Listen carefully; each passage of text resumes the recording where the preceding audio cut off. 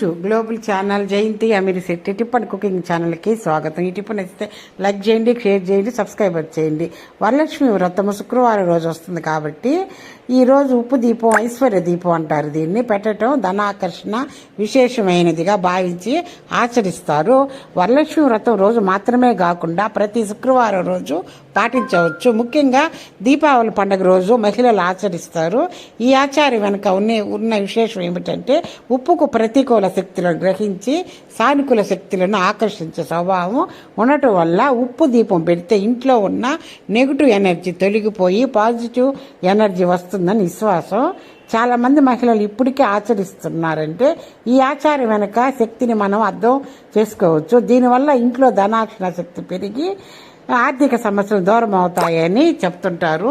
ఈ ఉప్పు దీపం మామూలుగా వరలక్ష్మి వ్రతం రోజే కాదండి, మామూలు శుక్రవారాలు కూడా చేసుకుంటే చాలా మంచిది. ఈ ఉప్పు దీపం అంటే సముద్రంలో లక్ష్మీదేవి పుట్టింది కదా, ఆ సముద్రంలోనే కదా ఉప్పు కూడా పుట్టింది. ఉప్పు అంటే ఆమెకి చాలా ఇష్టం కదా. ఉప్పు దీపం ఇంట్లో వెలిగిస్తే ధనాకర్షణ శక్తి ఎక్కువ ఉంటుంది.